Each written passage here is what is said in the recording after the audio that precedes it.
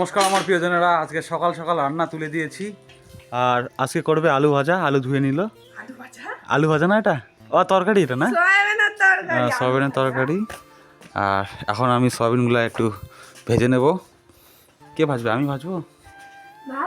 এখন আমি সয়াবিন ভেজে নেব।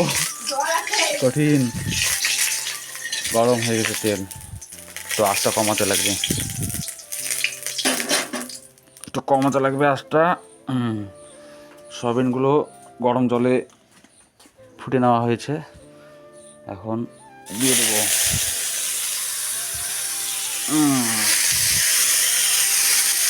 তারপরে এখানে গরম লাগছে, ঠাকা লাগছে হাতে। আজকে হবে এই সয়াবিনের তরকারি, আর কালকের একটু ভাজা আছেই। আর কালকে বড়মারা বাড়িতে চলে গেছে, মানে মিষ্টুর দিদা আসছিল, দুই দিদা এক বড়মা। কালকে ওরা বাড়ি চলে গেছে, বাড়ি ফাঁকা হয়ে গেছে। এখন বাড়িটা খুব শূন্য শূন্য লাগছে, একটু মনটা খারাপ আমাদের। ওর মনটা একটু বেশিই খারাপ। রাত্রিবেলা যা করছিল, বড়মারা চলে গেল। বড়মাকে খুব ভালোবাসে, কঠিন ভালোবাসে বড়মাকে।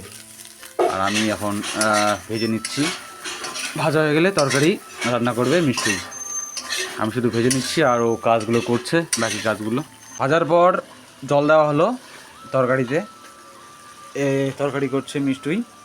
আমি একটু বাটনা বেটে দিলাম, আজকে একটু গ্রেভির মতো খাবো সয়াবিনের তরকারিতে। আমার হিসাবে অনেক দিন হয়ে গেল সয়াবিন রান্না করা, তাই না?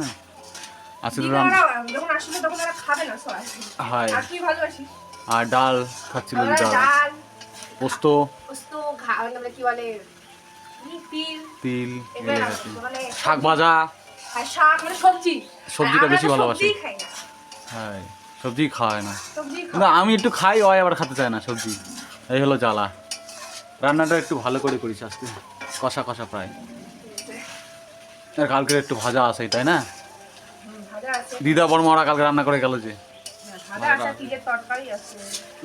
আর সকালবেলা মা বাইরে এসে বসে আছে, দেখো। মা ভালো আছেন? একটু বলে দাও ভালো আছেন কিনা।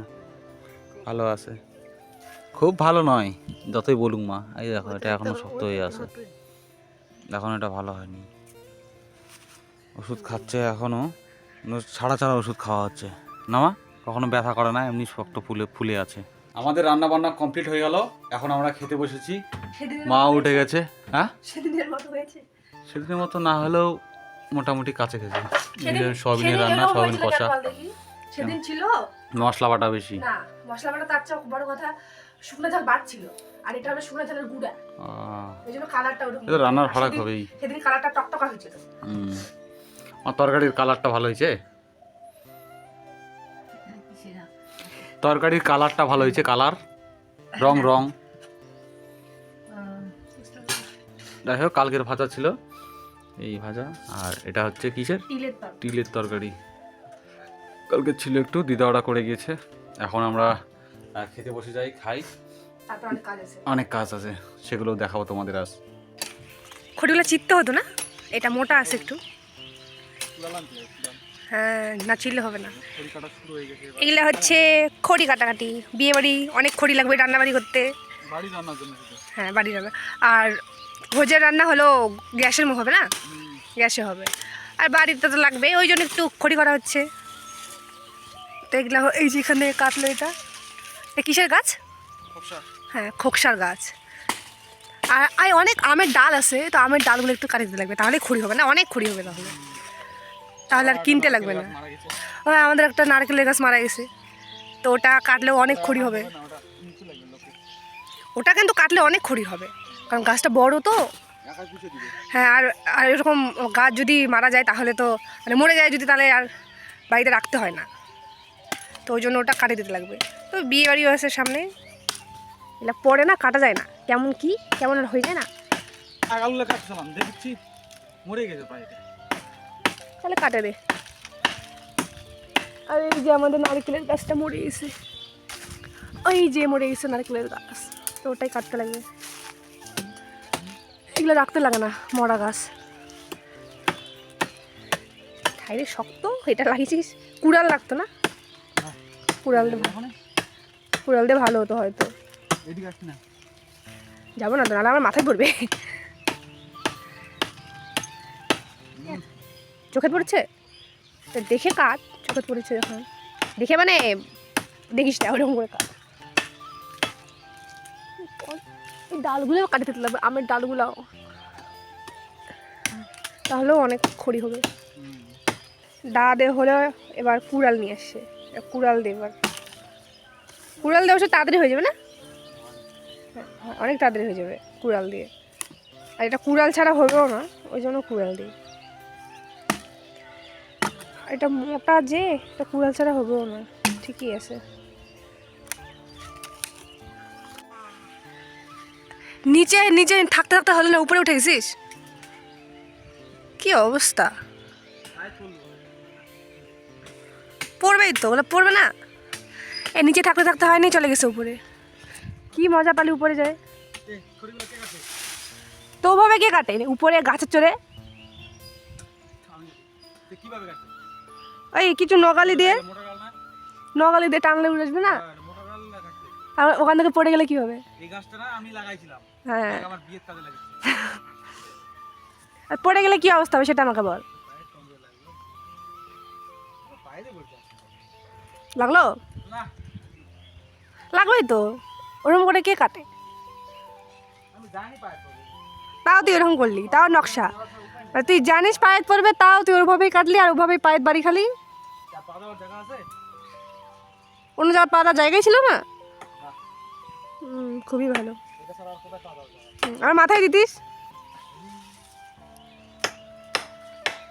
এবার এটা ফেলবে, আমার গায়ে মনে হয় ওই প্ল্যান করছে। এই চোখে তাও ফেলিচ্ছে, নে নে তাড়াতাড়ি কাট, আবার পড়ে যাবি ওখান থেকে। পড়লো নে। এটা কি আমার গায়ে ফেলার প্ল্যান করেছিলিস?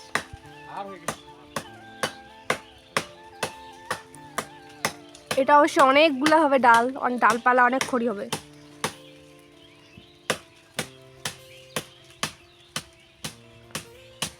পড়েই না তোরে।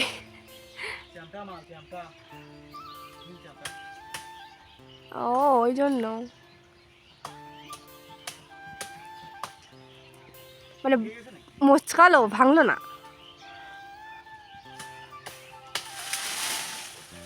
পড়ে গেছে, হয়ে গেছে, নাম। আর না, অনেক হয়েছে, পড়ে যাবি, নামে নাম এবার। কাল রাত্রে আমার দাদারা এবং জেঠু এসেছিল হিসাব করতে এবং চিঠিগুলো নিমন্ত্রণের জন্য রেডি করতে, এবং তারা চিঠিগুলো গুছিয়ে রাখছিল। এই যে আমাদের বাড়ির নিমন্ত্রণ তোকে দিলাম, আমার বিয়ের নিমন্ত্রণ। ঘুম থেকে এই জন্য উঠালি? ঘুম কি, নিমন্ত্রণ দিচ্ছি। এটা কে লিখছে তুই? অজয় বর্মন? হ্যাঁ, সংগ্রহতৈল। হ্যাঁ, গায়ক রজল বানান ভুল। আমি জানি না আর তো, অজয় বর্মন আমার নাম কেন দিছিস? মায়ের নাম থাকতে আমার নাম দিতে হয়? আমি জানি না তো। পরে দিতে পারতিস না? ঘুম ধরছে, ঘুম থেকে টানে উঠেছে। ঘুমটাই আগে। আচ্ছা, নিমন্ত্রণ দেওয়া তোর আগে। এই দেখো আমাদের চিঠি বিয়ের। আমার বাড়ির থেকে কল্যাণীয় দেবী বর্মন। আমার নাম দেবী বর্মন। আর কল্যাণীয় দেবী বর্মন আর কল্যাণীয় অজয় বর্মন। যাই হোক, আমি একটু পড়ে শোনাচ্ছি, তোমরা একটু শোনো। কল্যাণীয় দেবী বর্মন, প্রথম কন্যা। হ্যাঁ, আমার একটা বোন পিতা আছে। শ্রীযুক্ত বিপুল বর্মন, মাতা শ্রীমতী অনিতা বর্মন, নিবাস হরিপুর কামারপাড়া, বালুঘাট, দক্ষিণ দিনাজপুর। এবং আমার শোনো পাত্রের। কল্যাণীয় অজয় বর্মন, একমাত্র পুত্র, পিতা স্বর্গীয় জিতেন বর্মন, মাতা শ্রীমতী বর্মন, নিবাস রহতৈল, রাজুয়া, বালুরঘাট, দক্ষিণ দিনাজপুর। আচ্ছা, আমাদের শুভ বিবাহ 20 মাঘ 1432 সন, ইংরেজি 3/2/2026 রোজ মঙ্গলবার। বিবাহ লগ্ন, এটা যাই হোক 8:36 গতে, রাত্রি 11:55 মধ্যে। বিবাহ বাসর হবে হরিপুর, ওদের ওখানেই, কামারপাড়া, বালুরঘাট, দক্ষিণ দিনাজপুর। এইটুকু আর পড়লাম না। এটা আমাদের মানে ছেলের পক্ষেরও একই কালারের চিঠি, মেয়ের পক্ষেরও একই কালারের চিঠি। ভুল করে হয়ে গেছে, একই পেজ থেকে ছাপানো হয়েছে, যেটা আমার শ্বশুরমশাই আর ওর বাবা ছাপিয়েছে। যাই হোক, আমাদের ছোট্ট করে বিয়ে হচ্ছে। আপনারা ভালোবাসা দেবেন, মন থেকে মানে আমাদের আশীর্বাদ করবেন। আর বিয়েতে ডাকতে পারলাম না, এটার জন্য ক্ষমা করবেন। ভালো থাকবেন, সুস্থ থাকবেন, দেখা হবে আবার পরের ব্লগে।